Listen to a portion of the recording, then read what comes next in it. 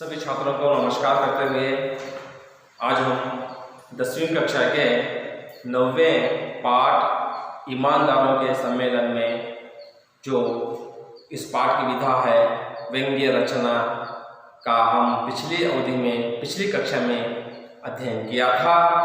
आज हम उस व्यंग्य रचना के आगे के पाठ के बारे में अध्ययन करेंगे। उससे पहले मैं जो हम पिछली कक्षा में अध्ययन किया था उसका अंतिम 2-3 वाक्य आपको पढ़वाकर आगे के पाठ की ओर बढ़ूंगा। तो छात्रों, एक प्रतिनिधि, ईमानदार प्रतिनिधि आकर परसाई जी को समझाने लगा था कि आपकी चप्पलें गायब हो गई हैं, तो आपने एक चप्पल यहाँ छोड़कर दूसरी चप्पल 10 फीट दूर छोड़ना चाहिए था। एक ही जगह पर जोड़ी चप्पलें होंगी तो कोई भी पहन ले जाएगा। और मैंने भी उस समारोह में, उस सम्मेलन में ऐसा ही किया था। मेरी एक चप्पल यहाँ पर छोड़ के और दूसरी चप्पल दूसरी जगह 10 फीट दूर छोड़ दिया था, इसलिए मेरी चप्पलें बहुत अच्छी हैं। इस प्रकार कहकर परसाई जी को ही समझा रहा था, तो स्वयं चोरी की हुई चप्पलें ही उनके पैरों में थीं, और वो भी चप्पलें किसी दूसरे की नहीं थीं, स्वयं परसाई जी की ही थीं। देखिए यहाँ पर ईमानदारी का जो पर्दाफाश हो रहा है, और इस प्रकार आज हम आगे के पाठ के बारे में अध्ययन करेंगे। सभी छात्र अपने अपने पुस्तकें खोलकर पृष्ठ संख्या 75 देखें। मैं देख रहा था कि वह मेरी ही चप्पलें पहने हैं और मुझे समझा रहे हैं। मैंने देख रहा था उस ईमानदार प्रतिनिधि को, वे स्वयं मेरी चप्पलें पहनकर मुझे ही समझा रहे हैं। इस प्रकार परसाई जी ने सोचने लगे। मैंने कहा, कोई बात नहीं, सुबह दूसरी खरीद लूंगा, जाने दीजिए, कोई बात नहीं, जो गई सो गई, तो मेरी चप्पलें चोरी हो गई, मैं सुबह और दूसरी चप्पलें खरीद लूंगा। आपकी चप्पलें नहीं गई, यह गनीमत है। आपकी चप्पलें तो नहीं गई, यह तो बहुत खुशी की बात है। इस प्रकार परसाई जी ने उस ईमानदार प्रतिनिधि को कहा, हूँ साहब, मेरी चप्पलें चोरी हो गई तो जाने दीजिए, आपकी चप्पलें चोरी नहीं हुई है, यह तो बहुत खुशी की बात है। इस प्रकार उस ईमानदार प्रतिनिधि से परसाई जी कहने पर भी उस व्यक्ति को उसका ज्ञात नहीं हुआ, उसकी चोरी का ज्ञात नहीं हुआ, तो आराम से परसाई जी की चप्पलें पहनकर परसाई जी को समझा रहे थे। और फिर मैंने देखा कि एक बिस्तर की चादर गायब है। फिर देखा परसाई जी ने एक चादर उनके कमरे में से गायब थी, एक चादर गायब थी। मैंने आयोजनकर्ताओं से कहा तो उन्होंने जवाब दिया, होटल वाले ने धुलाने को भेज दी होगी, दूसरी आ जाएगी, पर दूसरी नहीं आई। तब लेखक ने आयोजनकर्ताओं को बुलाकर कहा, देखिए साहब, हमारे कमरे में जो एक चादर थी वह दिख नहीं रही है, गायब हो गई है, देखिए आप वहाँ यहाँ पर ढूंढ कर ला दीजिए। तब आयोजनकर्ताओं ने लेखक जी से कहा, परसाई जी से कहा, नहीं साहब, शायद ही होटल वाले ने धुलवाई के लिए शायद ले गए होंगे, दूसरी आ जाएगी, आप चिंता मत कीजिए। इस प्रकार आयोजनकर्ताओं ने लेखक से कहा, पर परसाई जी ने बहुत देर तक देखी, दूसरी चादर नहीं आई। दूसरे दिन गोष्ठियां शुरू हो गई। दूसरे दिन जब उस सम्मेलन की गोष्ठियां शुरू हो गई, रात को गोष्ठियों से लौटा, देखा कि 2 और चादरें गायब हैं, तीनों चली गईं। तीनों के तीनों चादरें सम्मेलन में चोरी हो गईं। जब गोष्ठियां के समय परसाई जी ने रात को जब गोष्ठियां समाप्त करके गोष्ठियों के बाद अपने कमरे में लौटकर देखा, तो उनके कमरे में 2 चादर थीं। वैसे तो 3 चादर थीं, एक तो पहले से ही गायब हो गई थी, और 2 चादरें थीं और वो 2 चादरें भी गायब हो गईं, अर्थात चोरी हो गई, तीनों के तीनों चोरी हो गई। दूसरे दिन बैठक में जाने के लिए धूप का चश्मा खोजने लगा तो नहीं मिला, शाम को तो था। जब दूसरे दिन फिर अगले दिन एक बैठक में परसाई जी को जाना था, उन्होंने अपना धूप का चश्मा टेबल पर ही रखा था, तो तब उस चश्मे को ढूंढने लगे तो वहां पर चश्मा नहीं था, गायब हो गया था। मैंने शाम को ही तो रखा था। पूर्ण ज्ञात है, परसाई जी को संपूर्णता से मालूम है, जानकारी है, मैंने ही रखा था इस टेबल पर, तो अब नहीं दिख रहा है, वो भी गायब था। मैंने 1-2 लोगों से कहा तो बात फैल गई। फिर 1-2 लोगों से परसाई जी ने कहने लगा, देखिए मैंने शाम पर इस टेबल पर मेरा धूप का चश्मा रखा था, अब तो दिख नहीं रहा है, शायद आपने कहीं देखा है। इस प्रकार 1-2 लोगों से परसाई जी ने कहा तो वह बात वहां पर फैल गई। और इसी समय बगल के कमरे में हल्ला हुआ, अरे मेरा ब्रीफकेस कहाँ चला गया, यहीं तो रखा था। तब कुछ ही क्षण बाद जो परसाई जी ठहरे हुए होटल में से बगल वाले कमरे में से जो आवाज आई, जो शब्द सुनाई दिए, तो उस कमरे में से एक व्यक्ति की, एक ईमानदार प्रतिनिधि की आवाज सुनाई दी, अरे मेरा ब्रीफकेस कहाँ चले गया, अभी तो मैंने यहाँ पर रखा हुआ था। इस प्रकार कहता हुआ जो शब्द, जो बातें परसाई जी को सुनाई दिए। मैंने पूछा तो यहाँ पर उस कमरे में परसाई जी गए और उस व्यक्ति से, उस ईमानदार प्रतिनिधि से पूछने लगे। क्या पूछे? उसमें पैसे तो नहीं थे, देखिए आपका ब्रीफकेस कहाँ था, यहाँ पर था। तो चलो ठीक है, तो उस ब्रीफकेस में आपने पैसे वैसे रखे हुए थे? इस प्रकार परसाई जी ने उस व्यक्ति को पूछा। वो व्यक्ति नहीं था, वह भी एक ईमानदार प्रतिनिधि था।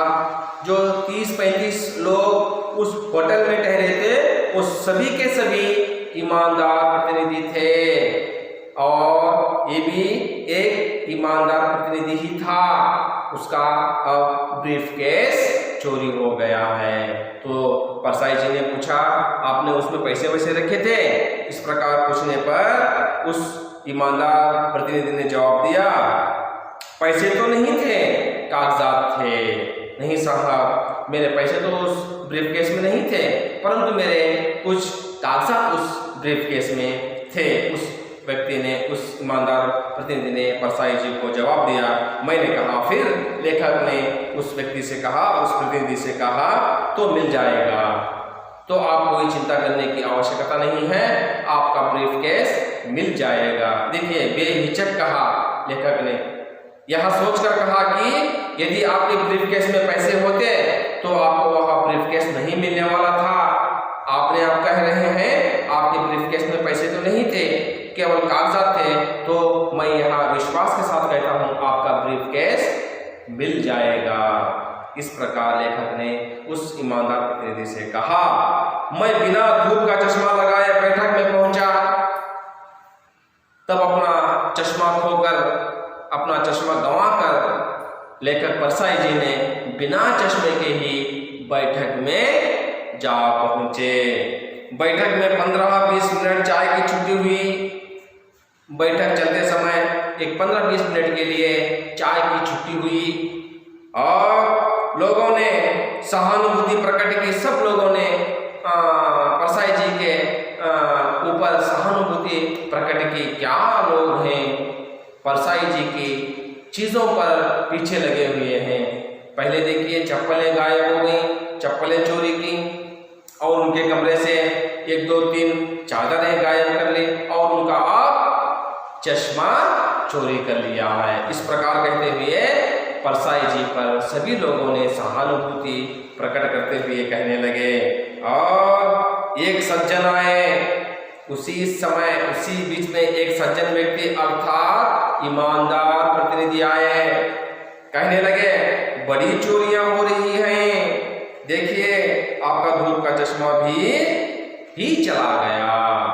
उतने में एक सज्जन व्यक्ति आए, ईमानदार प्रतिनिधि आए, परसाई जी से कहने लगे देखिए साहब क्या चोरियां हो रही हैं इस सम्मेलन में, देखिए आपका धूप का चश्मा भी चला गया। वह धूप का चश्मा लगाए थे, मुझे याद था एक दिन पहले वहां धूप का चश्मा नहीं लगाए थे। जो सज्जन व्यक्ति आकर परसाई जी को उपदेश दे रहे हैं, समझा रहे हैं, वे व्यक्ति भी चश्मा लगाए हुए थे और परसाई जी को पूर्णता से ज्ञात है वे चश्मा 2 दिन पहले नहीं लगाए थे, वो चश्मा नहीं लगाते थे, परंतु अब चश्मा लगाए हुए आकर परसाई जी के सामने उन्हें उपदेश दे रहे हैं बहुत चोरियां हो रही हैं, आपका चश्मा गंवा गया, इस प्रकार कह रहे हैं। और मैंने देखा जो चश्मा वहां लगाए थे वह मेरा ही था। परसाई जी ने गौर से उस चश्मे को देखा, वह चश्मा और किसी का भी नहीं था, परसाई जी का ही था। और कहने लगे आपने चश्मा लगाया नहीं था। मैंने कहा रात को क्या चांदनी में धूप का चश्मा लगाया जाता है?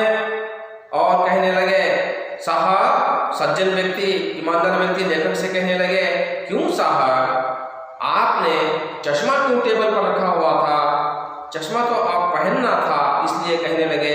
तो अब लेखक को थोड़ा सा गुस्सा आ गया और परसाई जी ने कहा उस व्यक्ति सज्जन व्यक्ति को, ईमानदार व्यक्ति को, रात में कौन पहनता है चश्मा? रात में जो चांदनी देखने के लिए चश्मा पहनते हैं क्या? चश्मा तो धूप में पहना जाता है, वहां मेरा चश्मा भी धूप का था। इस प्रकार कहने लगे मैंने कमरे की टेबल पर रख दिया था। रात में क्या जो चांदनी देखने के लिए चश्मा लगाया जाता है क्या? नहीं ना, इसलिए धूप का चश्मा धूप आने पर लगाया जाता है, मैंने रात को टेबल पर रख दिया था। इस प्रकार लेखक जी ने उस व्यक्ति को कहा। वह बोले कोई उठा ले गया होगा। ओ, तो आपने टेबल पर निकाल कर रखा था तो कोई उठा ले गया होगा, तो कोई चोरी कर लिया होगा। इस प्रकार जो स्वयं चश्मा पहने हुए थे वह ईमानदार प्रतिनिधि लेखक को समझा रहे थे। मैं उन्हें देख रहा था और वह मेरा चश्मा लगाए इत्मीनान से बैठे थे। लेखक परसाई जी उस ईमानदार व्यक्ति को देखते रह गए और वह ईमानदार व्यक्ति, वह सज्जन व्यक्ति लेखक का चश्मा लगाए अपने भरोसे के साथ बहुत ही इत्मीनान से उस बैठक में बैठे थे। तीसरे दिन रात को लौटा तो कुछ हरारत थी, थोड़ी ठंड भी थी। मैंने सोचा बिस्तर से कंबल निकाल लूं, पर कंबल भी गायब थी। देखिए यहाँ पर तीसरे दिन जब बैठक गोष्ठियां समाप्त करके जब लेखक परसाई जी ने अपने कमरे को लौटे तो रात में सोने के लिए देखा तो चादरें तो पहले से ही गायब थी। अपने बिस्तर में से अपने थैले में से एक कंबल निकालना सोचा तो कंबल निकालने के लिए गए तो कंबल भी गायब थी। कंबल भी किसी ने चोरी कर लिया था, कंबल भी उनकी गायब थी। फिर हल्ला हुआ, फिर शोर मचा और फिर लेखक जी की कंबल गायब हो गई, चोरी हो गई, इस बात का हल्ला हुआ। स्वागत समिति के मंत्री आए, कई कार्यकर्ता आए, वह हल्ला सुनकर, वही बातें सुनकर उस सम्मेलन के कार्यकर्ता दौड़ आए और कुछ कार्यकर्ता भी आए और स्वागत समिति के मंत्री भी वहां पर आ गए। मंत्री कार्यकर्ताओं को डांटने लगे। स्वागत समिति के मंत्री कार्यकर्ताओं को डांटने लगे, कहने लगे तुम लोग क्या करते हो? तुम्हारी ड्यूटी यहाँ है, तुम्हारे रहते हुए चोरियां हो रही हैं, यह ईमानदार सम्मेलन है, आप क्या कर रहे हो? स्वागत समिति के मंत्री ने कार्यकर्ताओं को डांटने लगे, आप यहाँ पर क्या कर रहे हैं? तो इधर है और यहाँ पर चोरियां हो रही हैं और यह एक ईमानदार सम्मेलन है।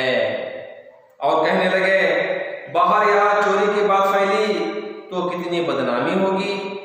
और मंत्री कहने लगे कार्यकर्ताओं से, देखिए इस चोरी की बात यदि समाज में बाहर फैल गई तो कितना अपमान होगा।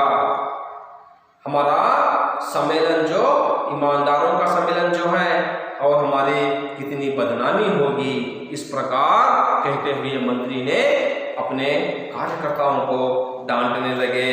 कार्यकर्ताओं ने कहा, मंत्री की डांट सुनकर कार्यकर्ताओं ने कहा, देखिए क्या कहा, हम क्या करें, अगर सम्माननीय डेलीगेट यहाँ वहाँ जाएं तो क्या हम उन्हें रोक सकते हैं। तो कार्यकर्ताओं ने कहा, नहीं साहब, यदि ईमानदार प्रतिनिधि यहाँ वहाँ जाए तो क्या हम उन्हें रोक सकते हैं। नहीं साहब, आप मत जाइए, नहीं तो कह सकते हैं।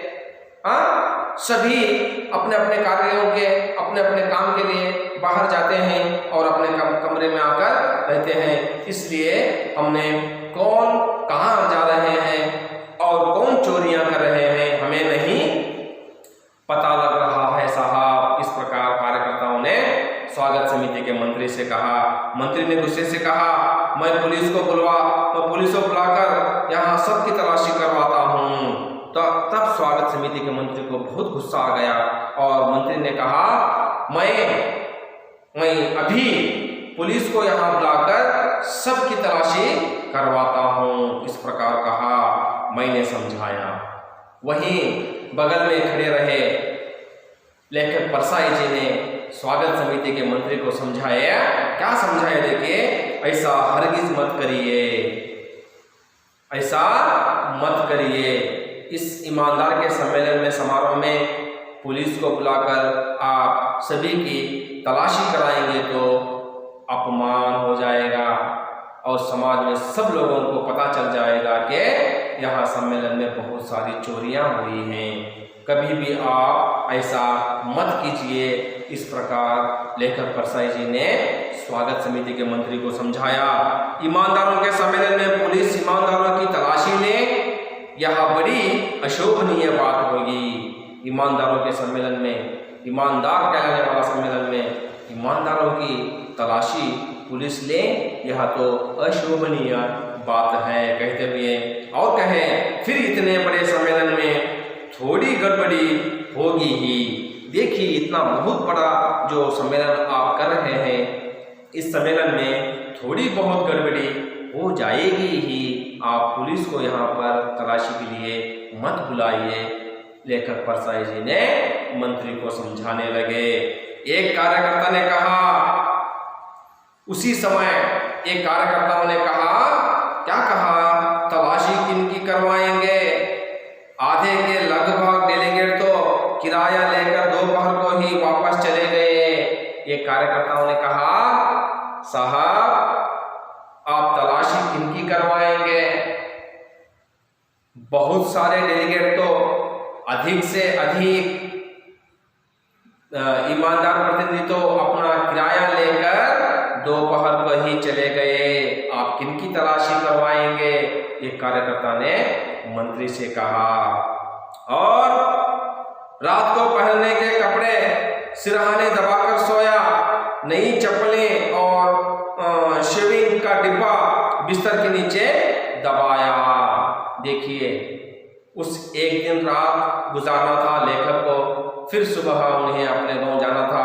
तो रात को सोते समय लेखक परसाई जी ने पहनने के कपड़े, जो नए कपड़े थे, वह अपने सिरहाने दबाकर सोए और जो नई चप्पलें खरीदी थीं और अपने शेविंग का डिब्बा था, वे भी बिस्तर के नीचे दबाकर सोए थे, क्योंकि उन्हें संदेह था कहीं ये भी चोरी ना हो जाए। इसलिए अपनी जो नई चप्पलें थीं और जो नए पहनने के कपड़े थे, पहनने के कपड़े सिरहाने दबाकर सोए और शेविंग का डिब्बा और नई चप्पलें अपने बिस्तर के नीचे दबाकर परसाई जी ने सोए थे। सुबह मुझे लौटना था, मुझे उन लोगों ने अच्छा पैसा दिया, मैंने सामान बांधा। सुबह उठते ही परसाई जी ने अपना सामान बांध लिया। जिस प्रकार परसाई जी को पत्र में लिखा था उसी प्रकार परसाई जी को वहाँ के कार्यकर्ताओं ने किराया दिया, उन्हें पैसे दिया और लेखक जी ने अपना सामान बांध लिया। मंत्री ने कहा, स्वागत समिति के मंत्री ने कहा, परसाई जी गाड़ी आने में देर है, चलिए स्वागत समिति के साथ अच्छे होटल में भोजन हो जाए, अब ताला लगा देते हैं।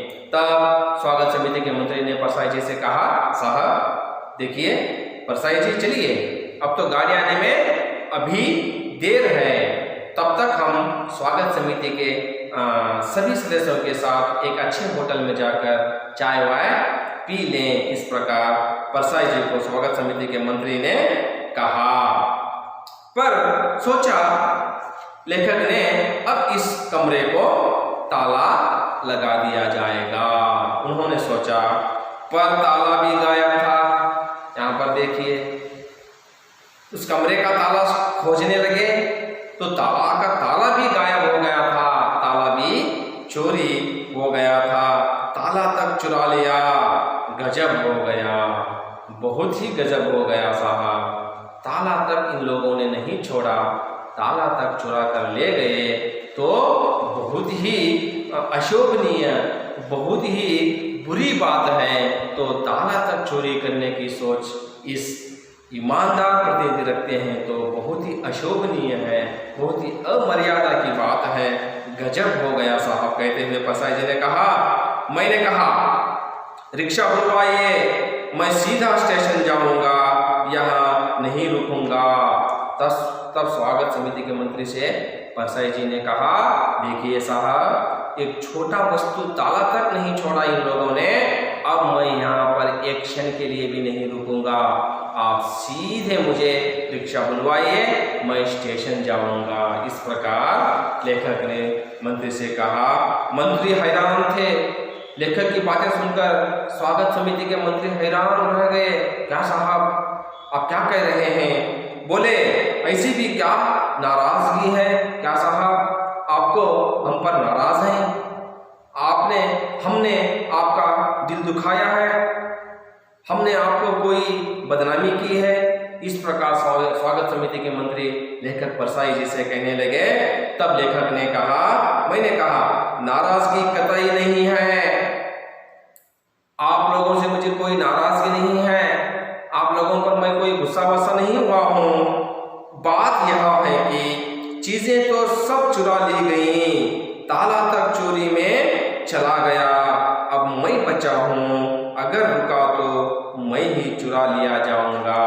नहीं साहब, परसाई जी ने कहा, नहीं, आपसे मुझे कोई नाराजगी नहीं है, आपने तो मुझे बहुत अच्छा सुविधा दी, बहुत मेरा देखभाल किया, बहुत अच्छे मुझे पैसे दिए, आपसे मुझे कोई नाराजगी नहीं है। परंतु मुझे डर यह है कि यहाँ पर इस सम्मेलन में जो ईमानदार कहलाने वाले लोग रहते थे, उन्होंने एक छोटा वस्तु ताला तक नहीं छोड़ा, ताला तक चुरा ले गए। अब मुझे डर है, मैं अकेला बचा हूँ, कहीं मैं भी चुरा न लिया जाऊं। यह कहते हुए लेखक परसाई जी ने सीधे स्टेशन जाने का दावा किया और मंत्री से कहा कि आप रिक्शा बुलवाइए, मैं सीधे स्टेशन जाऊंगा, मैं यहाँ क्षण के लिए भी नहीं रुकूंगा। तो छात्रों, आशा करता हूँ आप सभी को इस व्यंग्य रचना का अर्थ हुआ होगा। आप 5 या 10 मिनट के लिए मन में इस पाठ को पढ़ लीजिए और आपको तभी भी कोई दिक्कत हो, कठिनाइयाँ हों तो मुझे बताइए, मैं आपको उस कठिनाई का समाधान करूँगा। धन्यवाद।